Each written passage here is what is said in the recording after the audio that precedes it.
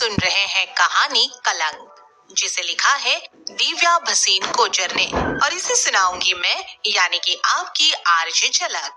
Episode 1, interview. मल्लिका कब से अपने मैनेजर के कॉल का वेट कर रही थी, ये जानने के लिए कि आज उसे अपने कस्टमर से कहाँ मिलना है। वो इस बारे में सोच ही रही थी कि तभी उसका फोन बजा। फोन की आवाज से वो अपनी सोच से बाहर निकली और उसने फोन उठाया। हेलो। दूसरी तरफ से मैनेजर की बात सुनकर मल्लिका हैरान होते हुए बोली, क्या उसने कॉटन की साड़ी पहनकर आने को बोला है? पर क्यों? देखो भाई, कोई गड़बड़ तो नहीं है ना? नहीं, ये कहकर मैनेजर ने फोन काट दिया। 1 घंटे में मल्लिका को क्लाइंट के पास कॉटन की साड़ी पहनकर जाना था। इस काम में मल्लिका को 2 साल हो गए थे, पर आज तक किसी क्लाइंट ने ऐसी कोई मांग नहीं रखी थी, इसलिए उसे बहुत हैरानी हो रही थी। खैर, उसने अलमारी से अपनी माँ की कॉटन साड़ी निकाली। उसके पास खुद की तो ऐसी कोई साड़ी थी नहीं, इसलिए ना चाहते हुए भी आज उसे माँ की साड़ी ही पहनकर जाना पड़ेगा। मजबूरी भरी नजरों से वो साड़ी की तरफ देख रही थी। फिर कुछ देर यूं ही बैठकर खड़ी हुई और उसे पहनकर तैयार होने लगी। कॉटन की साड़ी में मल्लिका बला की तरह खूबसूरत लग रही थी। वो क्लाइंट से मिलने के लिए निकल ही रही थी कि किसी ने उसे आवाज दी। आय हाय मल्लू, आज तो बड़ी शरीफ लग रही हो। ये सब छोड़ने का इरादा है क्या? मल्लिका ने पीछे मुड़कर मुस्कुराते हुए अजीब सी तैयार हुई उस लड़की को जवाब दिया।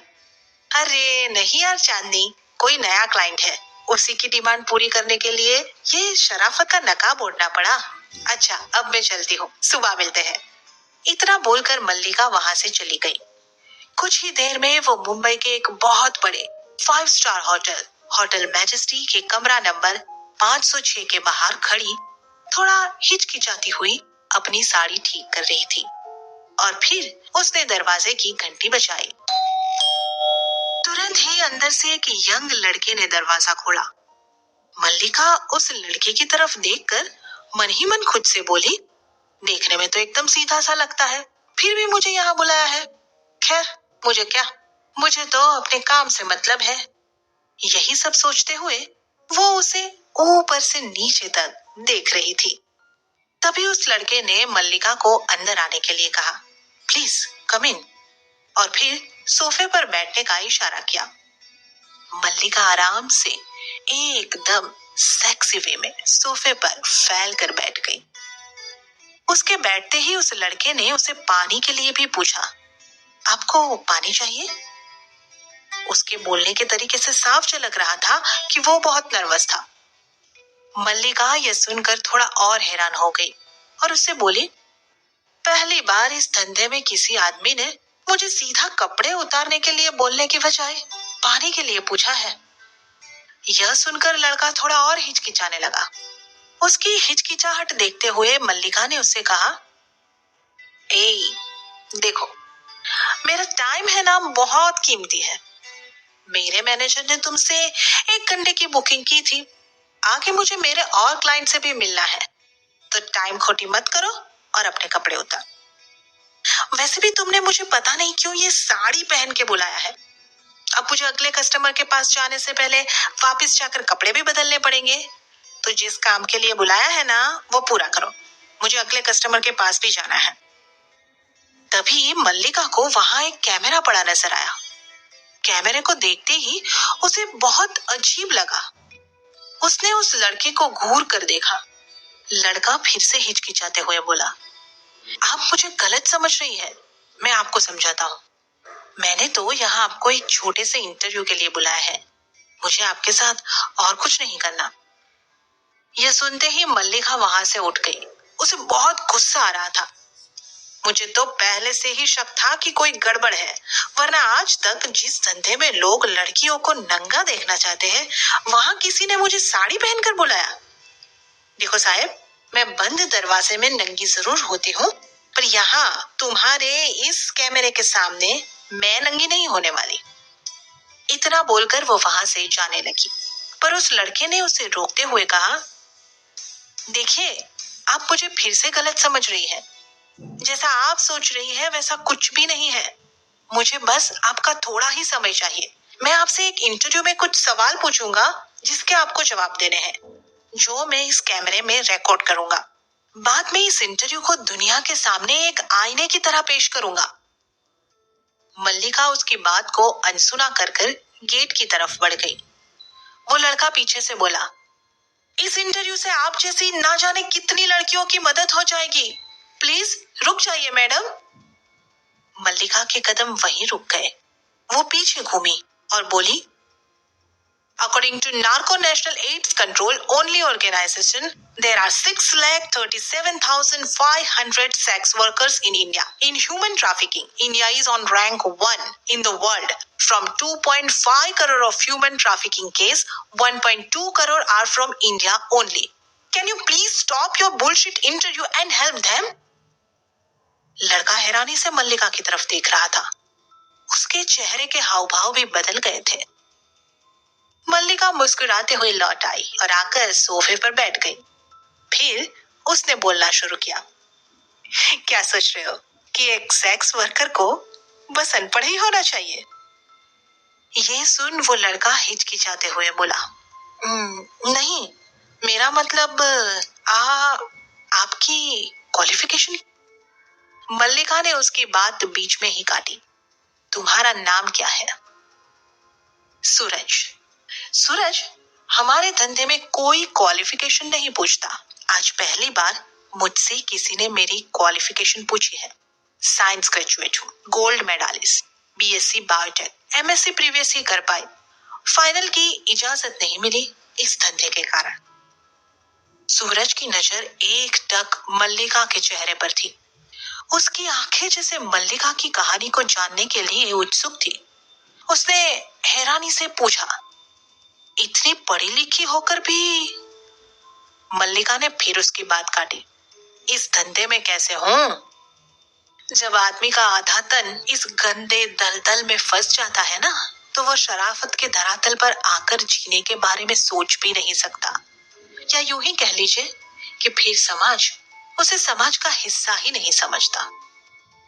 सूरज हैरानी से मल्लिका के चेहरे की ओर देख रहा था। मल्लिका ने उससे पूछा, क्या देख रहे हो मेरी शक्ल में?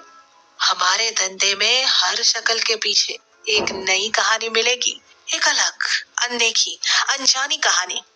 तो शुरू करो, टाइम खोटी क्यों कर रहे हो? जी जी।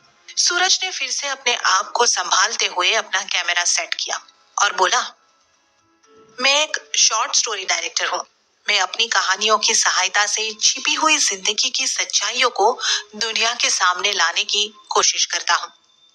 कोशिश करता हूँ कि ये समाज सच्चाई को जान सके, असलियत सबके सामने आ सके। इस बात पर मल्लिका जोर जोर से हंसते हुए बोली,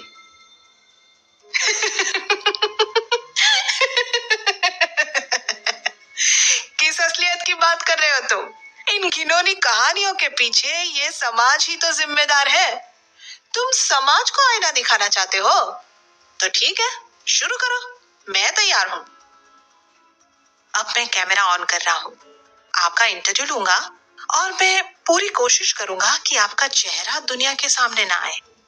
ये कहते हुए सूरज ने कैमरा ऑन कर दिया और मल्लिका के सामने आकर बैठ गया। आपका नाम क्या है? मल्लिका। क्या यह आपका असली नाम है? नहीं। तो आपका असली नाम क्या है? संस्कृति। नाम सुनकर सूरज हैरान हो गया। उसने उससे पूछा, तो फिर संस्कृति से मल्लिका? I mean, संस्कृति से मल्लिका बनने के बीच क्या कहानी है? इस पर मल्लिका उससे बोली, ये एक लंबी कहानी है।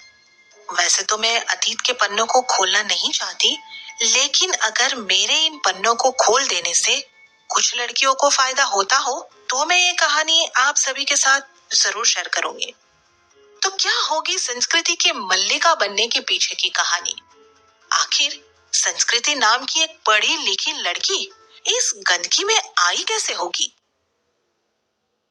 पॉकेट एफएम पर आप सुन रहे हैं कहानी कलंक, जिसे लिखा है दिव्या भसीन कोचर ने, और इसे सुनाऊंगी मैं, यानी कि आपकी आरजे झलक। एपिसोड 2, अतीत के पन्ने। यह कहानी शुरू होती है कानपुर की एक छोटी सी गली के उस छोटे से घर से।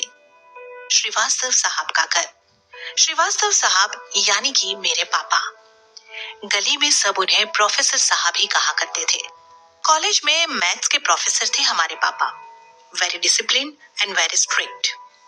उन्हीं की वजह से हम तीनों बच्चे, मैं, मेरी बड़ी बहन प्रज्ञा और मेरा छोटा भाई माधव, पढ़ाई में अव्वल थे। प्रज्ञा दीदी मैथ्स ऑनर्स में गोल्ड मेडलिस्ट थी और पापा के कॉलेज में ही मास्टर्स की पढ़ाई कर रही थी। रंग रूप में सावली सलोनी प्रज्ञा दीदी कद की थोड़ी नाटी थी और हूबहू पापा की तरह ही लगती थी। फिर दूसरी तरफ मैं थी और मेरा भाई माधव, जो कि उस टाइम 10th में था। हम दोनों मम्मी पर थे। गोरा रंग, सुंदर नैन नक्श। मैं और प्रज्ञा दीदी दोनों ही पापा के कॉलेज में पढ़ते थे, लेकिन जब से मेरा एडमिशन कॉलेज में हुआ, प्रज्ञा दीदी पर हूटिंग बहुत बढ़ गई थी। जब भी साथ साथ कॉलेज जाते तो आते जाते लड़के कमेंट पास करने लगते। हंस और कौवे का क्या मेल, ये संस्कृति तो प्रोफेसर साहब की बेटी ही नहीं लगती।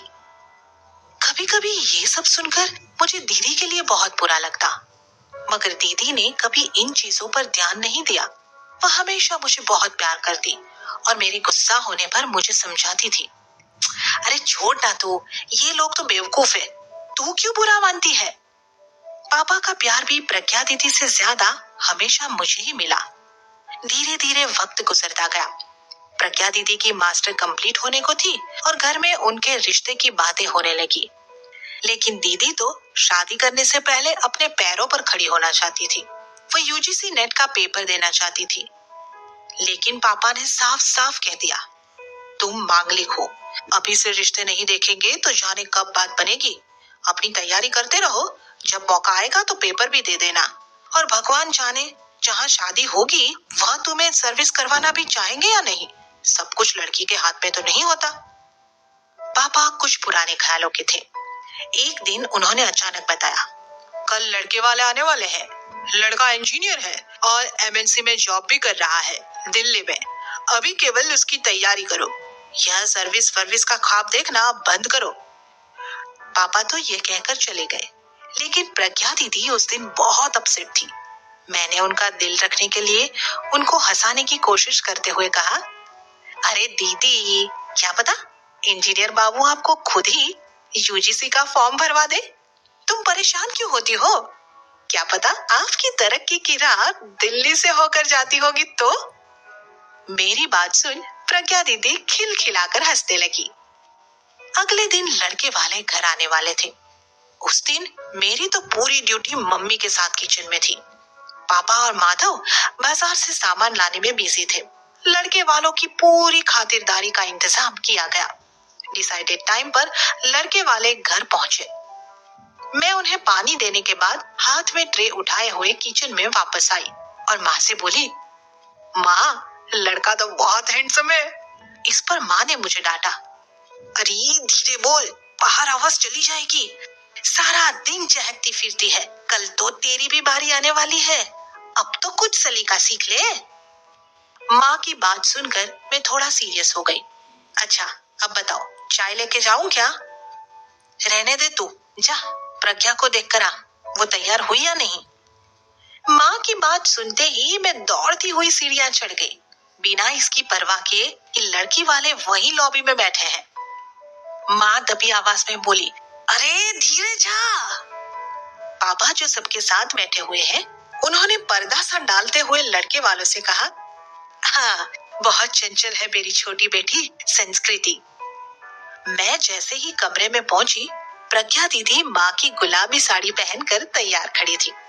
उसने घबराते हुए मुझसे पूछा, कैसी लग रही हूँ मैं। अरे चांद का टुकड़ा लग रही है। मैंने एक जुम्मन हवा में उछाल दिया। सच बता, मजाक मत कर। अरे मजाक नहीं दीदी, आज तो आप खूब लग रही हो। इस पर दीदी शर्माते हुए बोली, वो दिखने में कैसे है, मिली क्या तू। ओए होए, वो चलो चलकर खुद ही देख लो। संस्कृति, बी सीरियस, हर बार मजाक करती रहती हो। मजाक कहाँ है दीदी, मम्मी ने कहा है तुम्हें बुलाकर लाने के लिए, चलो चले। दीदी साड़ी पहने हुए बड़े ही एहतियात से सीढ़ियां उतर रही थी और पीछे पीछे मैं चल रही थी। लॉबी में बैठे सभी की नजरें एकटक हम दोनों पर ही थी। दीदी को लड़के से मिलवाया गया और उस फॉर्मल मीटिंग के बाद लड़के वालों में खुसुर फुसुर शुरू हो गई। कुछ ही देर में लड़के की माँ पिताजी से बोली, देखिए आपने बहुत सेवा पानी की, हमें आपका परिवार बहुत पसंद है। ये सुन दीदी के साथ खड़ी मैंने दीदी को चुटकी ली और उसने मेरा हाथ झटक दिया। फिर उन्होंने अपनी बात आगे बढ़ाई। देखिए आपकी दोनों ही बेटियां बहुत काबिल हैं, लेकिन मेरा बेटा आपकी बड़ी बेटी प्रज्ञा से नहीं बल्कि छोटी बेटी संस्कृति से शादी करना चाहता है। यह बात सुनते ही हम सबके चेहरे फीके पड़ गए। पापा बहुत गंभीरता से बोले, देखिए मैंने आपको अपनी बड़ी बेटी प्रज्ञा के रिश्ते के लिए बुलाया था और मैं उसी की शादी करना चाहता हूँ। लड़के के पापा ने बीच में ही उनकी बात काटी। जी जरूर, आप ऐसा ही कीजिए और ऐसा ही करना चाहिए, हम इंतजार करेंगे। क्षमा कीजिए, जिस लड़के को मैंने अपनी बड़ी बेटी के लिए पसंद किया उससे मैं अपनी छोटी बेटी की शादी नहीं करवा सकता, कहकर पापा ने हाथ जोड़ दिए और लड़के वाले बिना कुछ कहे हमारे घर से चले गए। घर का माहौल उस दिन बहुत बुझा बुझा रहा। उस दिन इतना सब कुछ बनाकर भी हमने कुछ नहीं खाया। उनके जाने के बाद पापा ने किसी से कोई बात नहीं की। दीदी भी चुपचाप कमरे में चली गई। माँ के साथ कुछ हेल्प करवाने के बाद मैं भी कमरे में पहुंची, लेकिन देखा दीदी करवट लेकर सोई हुई है। मैं दीदी से कुछ बात करना चाहती थी, लेकिन मुझे उस दिन बहुत बुरा लगा। सारी रात करवटें बदलते रही। नींद आंखों से कोसों दूर थी। आधी रात को दीदी की सुबकने की आवाज सुनाई दी, लेकिन मेरी हिम्मत नहीं हुई कि आगे बढ़कर दीदी को हौसला दे सकूं।